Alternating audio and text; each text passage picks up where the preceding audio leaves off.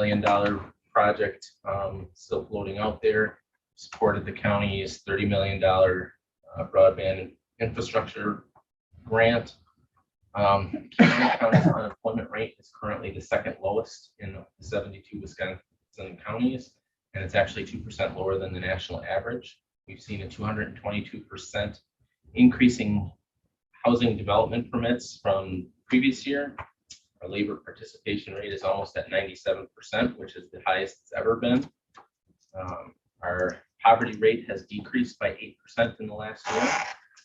Per capita income has increased by 7.2%, and the average worker salary in the county has increased by 6.5%. So we're making really good progress, and my hope is that the county will continue that support so we can continue to get great numbers like this. That's it. Andy, I see you're sitting here. What's that? I saw you sitting here. Okay. Okay. Anyone else? All right. Moving forward, county budget items. Elaborate on this one? Sure. It was just that I know the committee had asked at the last meeting for me to put in a memo of just some of the things that I had that were, what do I want to say, not part of the normal budget. So items that I had inserted into the county budget. But in that same respect, if this committee wanted to add additional things into the budget, we could do that. If you wanted to take things out of the budget, we could do that. Plus, as part of your agenda packet, there was the sheet that looks like, oh, there we go, like this. And so we will actually need that approval if the committee so chooses. All of these items are, well, not all of them. If we look, letter A is just the closer, what our shared revenue and utility revenue from DOR. When we put together our budget, we do an estimate first. So A is what the actual is. B is what the actual general transportation aids are. C is the addition of the floor drain into the evidence building. I had that out of the budget.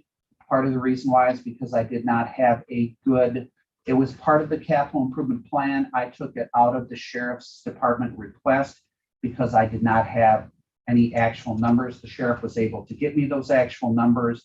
I do support having it be done. So I would request that that be put back in. And then D is all of the different executive committee items that had happened, or whether that was additional hours, whether that was increases in wages. And then E was an adjustment to the health insurance where we had budgeted 12% and it was 12.31. So as administrator, I'm recommending approval of all of those changes. As committee, you can decide to take each of them individually, or you can decide to approve them as a whole, or however you want to do it. Actually, there's one that came up after this was sent out. In the state budget, the veterans aid for the veterans office is actually going up to 11,000. So we can add $1,000 of revenue there. That's a simple one. It would have been on the list had I actually had that in that line at the time of sent this out.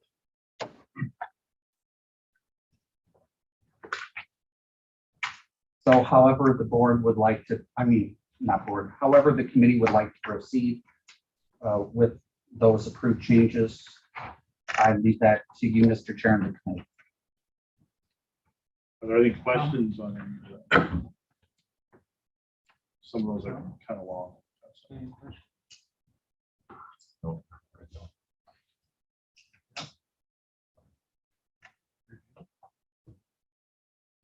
I don't see anything wrong with it. I think that's what we paid these two men for, is to come up with good advice for us. And I think we should take it. Go. Yeah, can you just walk us through, like, see the various entries in that? I know that it's about the floor drain, but you walk us through the math? There's 4 lines there. Why are those there? Just so I understand what's going on. First one, we're gonna spend 15,000 more for Florida. That one's obvious. So if we're gonna spend 15,000 more for a budget that's already put together and in balance, it's gotta come from someplace.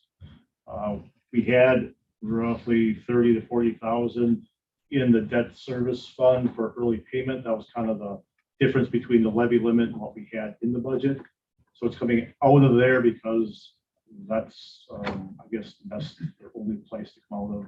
How's that? That's the second line that you're talking about? That's the second and third line. So what I do is I transfer from the general to the debt service and back. And that's actually for me because last year I just switched tax levy, but there's a debt service tax levy and then there's the extra we put in above and beyond. If I don't separate them, it kind of screws up the calculations in the following year. So the way to separate them in the books is one's tax levy, that's the levied amount that we can. And anything extra and above and beyond is a transfer. So we had about $34,000, I thought, $34,030 extra. And we put it there because that seems like a good place to put extra money. And so if we spend 15,000 more, we have to take 15,000 from someplace, and those other entries are taking it from there and making everything balance out in the funds and overall.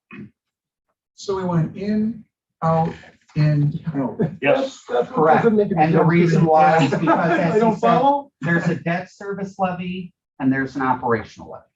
in addition to the entire budget balancing, each individual fund has to balance. If I take something, if we spend more in the general fund, which is where the sheriff's floor drain is, we have to cover that. So we reduce the fund balance transfer. Now I have to make the debt service fund balance. If I took 15 away, I have to adjust for the 15 somewhere else. That's why you see 4 lines for one simple little increase in the floor drain. Way to go, man. That's an awful lot of work. for No, Florida. really what it is Paul just wants to justify his I get paid existence. per line. Yeah, exactly. I was gonna say, every entry. I'll give a brief summary. D1 is not that complicated, but we stuck in a best guess amount just before we published the administrator's proposed budget. And then when executive committee approved the amount, it was actually split in 3 different places. So I fixed my hurry up entry by splitting it the way Tracy had it split for the request. So it wouldn't normally be that difficult. Certainly wouldn't have negative numbers someplace in there. That was a hurry up and then a fixing of the hurry up and making it come out what the executive committee ultimately approved. Any other questions? It's not on these items, but it's in reference to the American Recovery money. Okay. Do we want to deal with this? Should we deal with this first and then go back to? Oh, okay, I don't care. It's just a general question. One other question for Paul. When you mentioned that increase in the veterans, Yes, did you want us, were you suggesting that we add that? I'm hoping we could. Because Can we just do it by voice and just say add that Yes, to the amendment statement Yeah. with the additional, what was it? $1,000 increase in veterans revenue. Now, that wasn't a line on here, right? No, it's added afterwards, or we could wait until the next meeting, but this is pretty small and that one might be the only one. So $1,000 increase the revenue. We're going to decrease the transfer to the fund balance and then make the same adjustments again for $1,000 to the debt service fund. so it's 4 lines. I was gonna say, it's 4 lines again. It's 4 lines for a 1 line, yes. The ultimate result of that is $1,000 more revenue. Because we got more. Correct, we have from more. the state. State. So I think what Doak was asking is then, are we gonna just approve that with all of this tonight? That's Without my, seeing it rec- in writing. that's my recommendation, yes. That's up to you. You can take out, we can do it separate, but I don't see the need for that. I'd make a motion to approve all of those items on here, plus the $1,000 increase No second. veterans revenue. We have a motion by Doak, seconded by Jeff. Any other comments? Hearing none. All those in favor signify by saying aye. All right. I, Opposed? Carries. All right, Tom, you have a question? Just on the American Recovery money. We've received one payment in this year, this year, and we're gonna get another one sometime in 22. May or June of 22. So theoretically, if somebody looks at our general fund balance, they're gonna say, geez, where did this extra 4 million come? It's in a separate fund, Fund 280, coronavirus recovery. So it's in its own fund, so it can be tracked and followed specifically. And then it also doesn't artificially increase the general fund. And it would be there in the event of an audit for if the money was appropriately. Correct. So. Next meeting would be November 9th. I'm sorry, would be November 5th.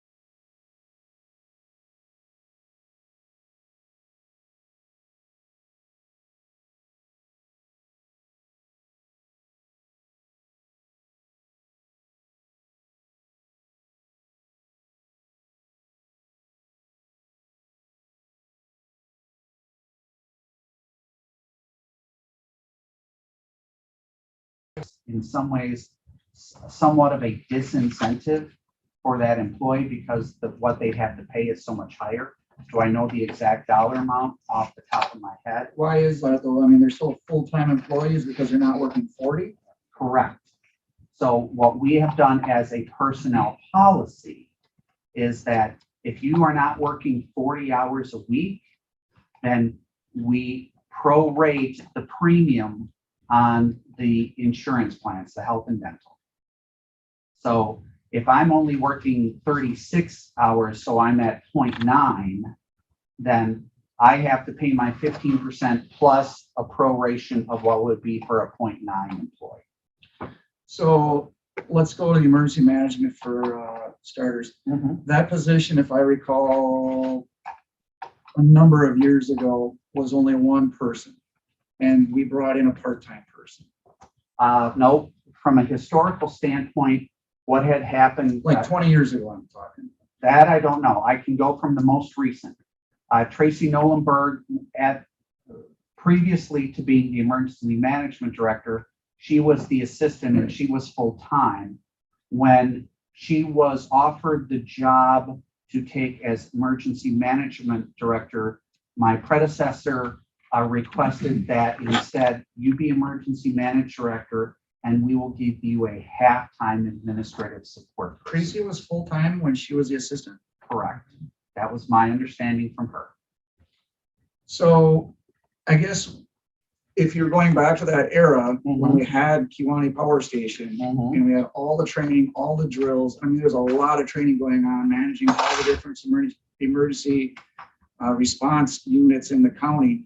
It seemed like the workload was high. I mean, I was on the emergency management team for that during that whole period. I'm curious what the workload is now that we would need to go from that part-time position to a full-time position. And that's a good question. From, if you remember from the budget, I had recommended 27.5 in that I do believe that with emergency management planning and preparedness, and not only COVID, but just in general, that while Kewaunee Power Station has just started to decline, there are still other private businesses and the like that are needing some assistance. But my feeling was, let's increment the increase. And so instead of 6 hours a day, I was saying do 5 hours a day and see if that would be sufficient. Executive committee instead approved a 6 hours, and therefore we have to offer benefits. Whether she chooses them or not is up to that employee. As for the specific amount, again, we could have, go ahead. I've got that. I had a calculator. So going from 20 hours to 30 hours was an increase of $20,702, with almost half of that being health insurance. That's a prorated health insurance. That's what a 30-hour per week employee would pay, which is a little different than what you see here because we're going from 27.5. So you can see that number. So I guess, I don't know what I think everybody here is on the executive committee with me, isn't that right? I'm not. Doak, All Mr. right, Baker. so Doak and I are the odd ones out. So I guess, would you guys want to explain why you support spending that extra $20,000 versus doing 27.5? I want to talk about human service when I can. Well, I want to In my start with emergency opinion, management. I don't want to take a broad Yeah, I don't- swipe at it. I mean, emergency management is something I'm more familiar with versus some of these other departments. So,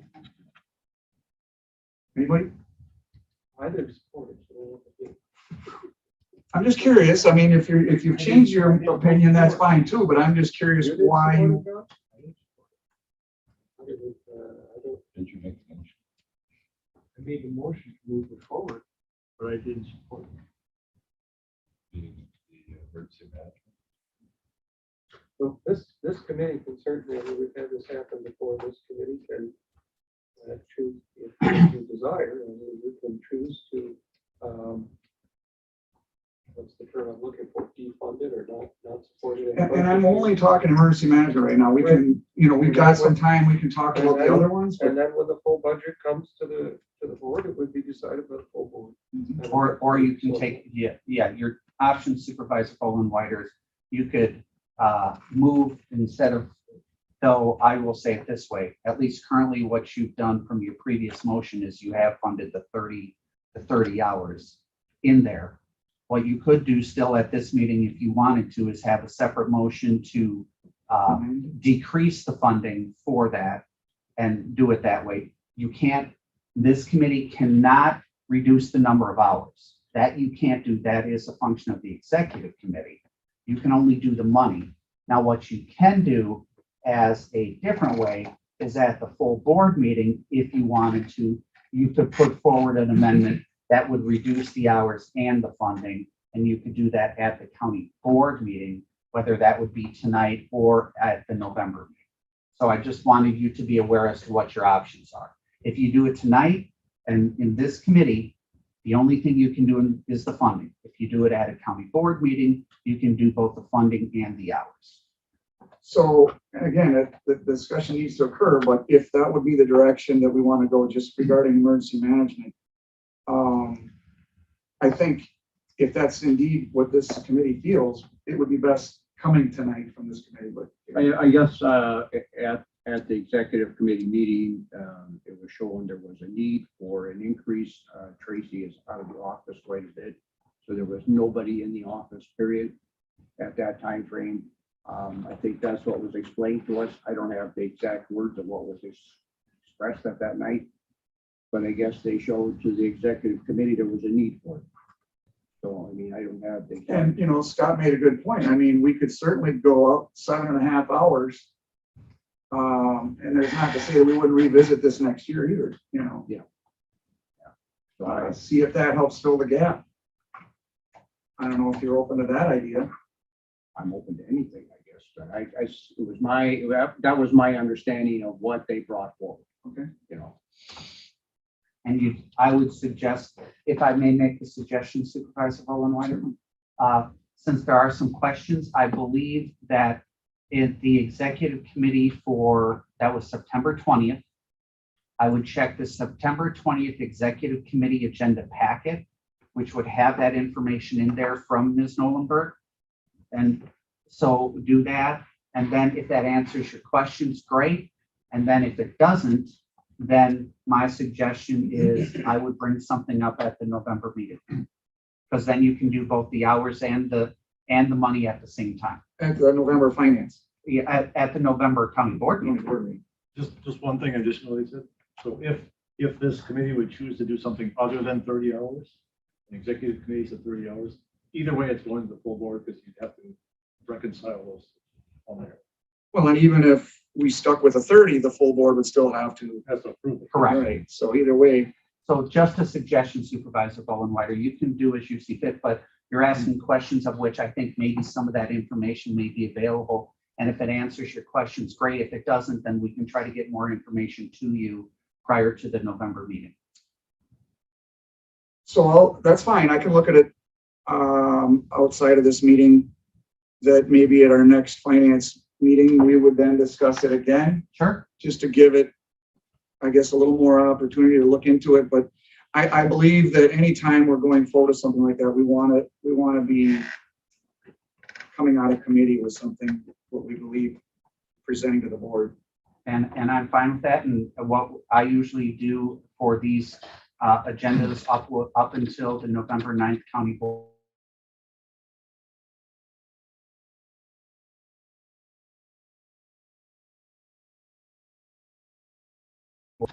And I guess, you know, the only other thing, I didn't see that packet in the executive meeting that spelled out what her needs were on that exactly. But you did, and your recommendation was 27.5. Correct.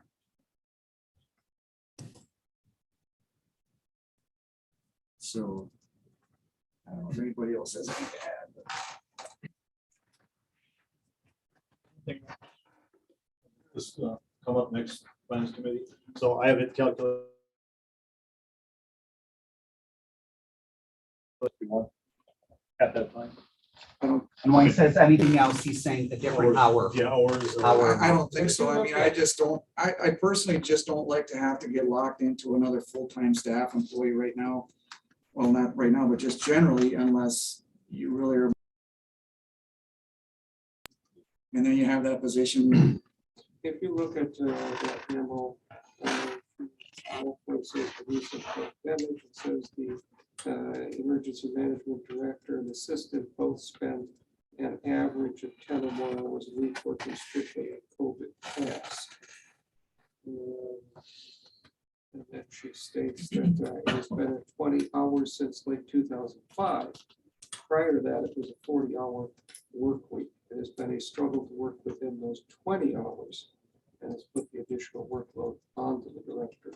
So she states, I am asking it to be bumped up to 30 hours a week. So, basically, a reference, to go- 2.5 hours in a week, it isn't gonna make or break that department, I don't believe. I mean, 27.5 hours, she's getting that extra 7.5 hours, that's almost a full day. The administrator recommended 27. Missing something here. What's the break between 27.5 and 30? Benefits. Once you're 30 hours a week, then you Oh, are you- considered full-time and you must offer benefits. Oh, and Whether right the now, health and they're not. dental. They're not Right. being offered, okay. I thought they were being prorated. It's only when you hit 30 do they get prorated. You have to offer it at 30, but it's still prorated, so they don't Right. get the same, yes. Yeah.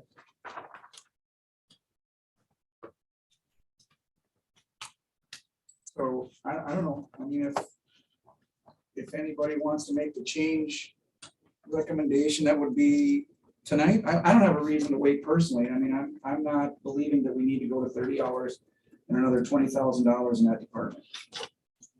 Okay, agree with the 27.5.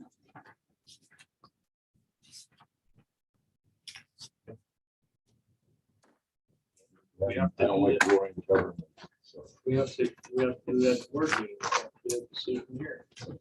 Well, You but can do what- the- you can do the decision on the funding, you cannot do the decision on the hours. If you do the decision, if you do the decision on the funding here, then that forces it to come up to full board. that's why I would prefer to recommend to see action from this committee to then make the board act on it. Otherwise, they don't have to do anything. And then you would have to make a motion. So the motion's got to be clear as to only fund 27.5 hours, or it's a dollar amount you need? It is a dollar It amount. is a dollar amount, but I'll say it this way, if you say 27.5 hours, whatever, you're funding 27.5 hours, whatever the dollar amount is whatever the dollar amount is. And I think, at least I think this committee, and I know administration understands what your intent is. So the motion then that I would make is to support an increase from 20 hours in emergency management to 27.5 hours a week. Does that suffice? We understand the Okay, intent, yes. that's my motion. Is there a second to, I will second that. okay, second by Virginia? Any comments, discussion? Hearing none. All those in favor signify by saying aye. Opposed? Hearing none, motion carries. So I don't know if you want to talk Okay, about human the services. human service, for years and years, they've been subcontracted. People come in here. What happens is, because they're not in county employees, other people sometimes are soliciting them to come to their county or do other work. So what happens is they do all the work of training people to work with somebody here. And then they go off to work for somebody else. And now all of a sudden our paid staff here is retraining somebody, showing them the stuff. And there's a lot of downtime every time one of the subcontract people leave to go someplace else. So it's just a lot more of keeping them in-house by having them our employee instead of somebody else, because we don't govern what they're really doing when they're somebody else's employee. I'll say it this way, if I may, Chair Haskell, is I support this. There's a few reasons why. One, for all intents and purposes, they're county employees. The whole reason why we contract is to get out of providing them benefits, but we tell them what clients they have to manage. We tell them what their hours are. We tell them where they have to work. So again, in that respect, they're employees. The other part that I had never done, and Mr. Wisnicki did do, which was a revenue and a financial analysis. And what happens is that the employees that we're talking about, now that we have a certain billable expectation, there's revenue that is generated by these employees. And over the last probably 3 years, if not 4, there's been a consistent turnover. And because of the turnover, we first of all have to pay the onboarding fee of $5,000 just to get these folks. We have to reduce the additional staff time to train them. And we have the reduction in billing revenue because they're just starting. They need to then ramp up to bill. Now, a social worker, you're given basic skills, but you can't come out of college knowing how to bill for a client or what.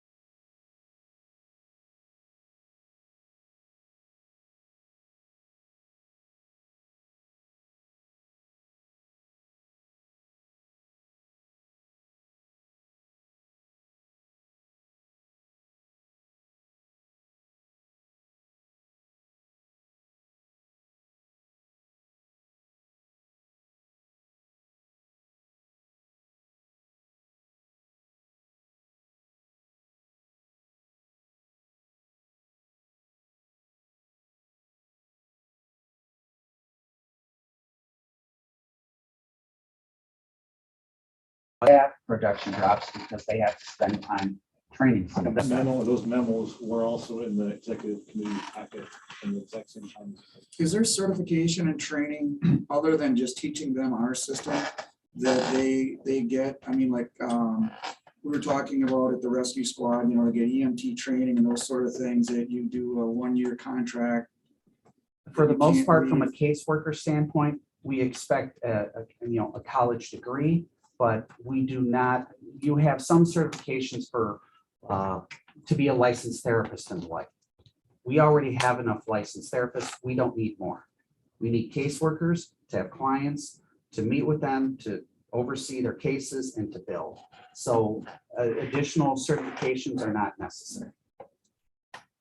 When we contract, when we look for a contracted employee, are we looking for somebody to fill a specific job? One moment. Mr. Wisnicki, please sit right in front of the sheriff.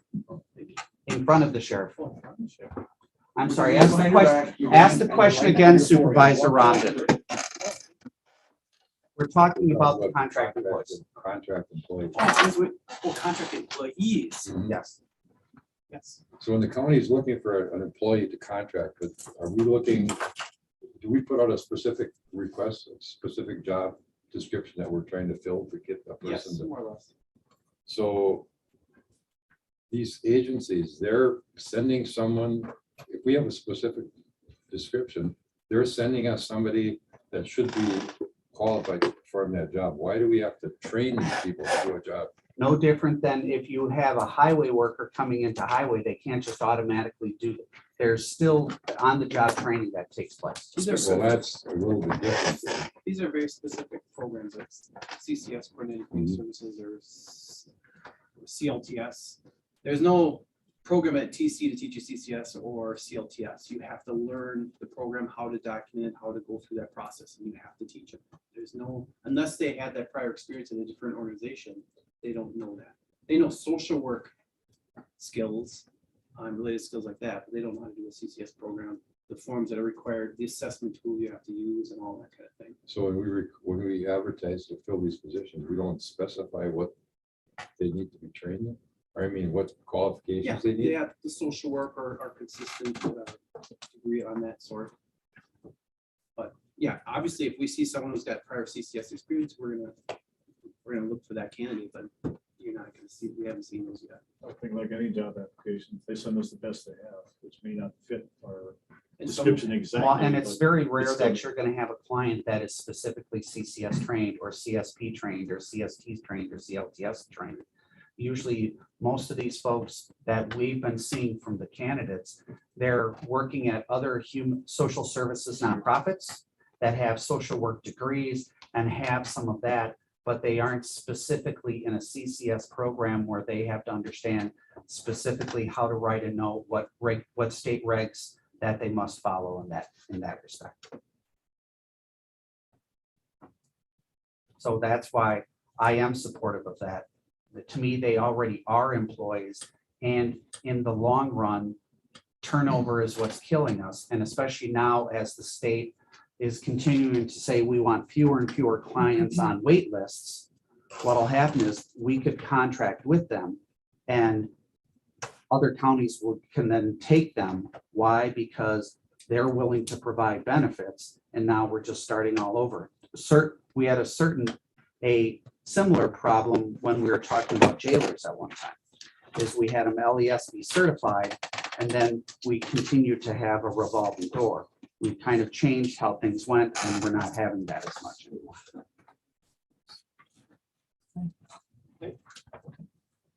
So, yes, I still am in favor of those being moved to permanent, I shouldn't say permanent, to county employees.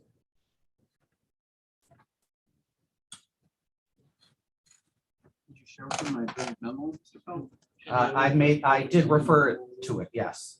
So, and I will find that and I'll send the packet to you, Mr. Bowenweider, as well. Are there other items at all? Just one. So the dollar amount, the emergency management was 11,740. I did have that here. And the other times I didn't make it. 11,740. Wages and benefits, the biggest part of that. So 11,740 will be the increase. Or what are you saying? If we go from the 30 back to 27, we will save 11,740. So it goes from 30 what to what? What? So the 30 hours is what dollar? From 30 hours, 40,201. Okay, And back to 27 and a half. okay.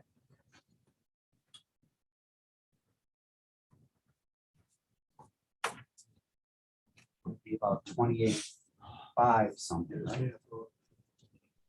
That's including wages and all the benefits. Yeah, so 8704. I did this in 3 parts, so I don't have that. I can It's still, I can make it work. 11,740. I didn't. I can still make it work. No worries. So you're saying you're confident that the savings going from 30 to 27.5 is 11,740. Yes, because 11,740. I added 11,740 going from 27 and a half, 30. And Okay. everything there. so it should work.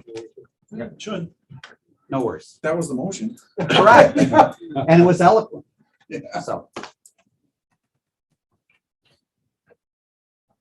If there's no Okay, other, if there's no other questions, we need a motion to adjourn. Second by Tom. All those in favor, signify by saying aye.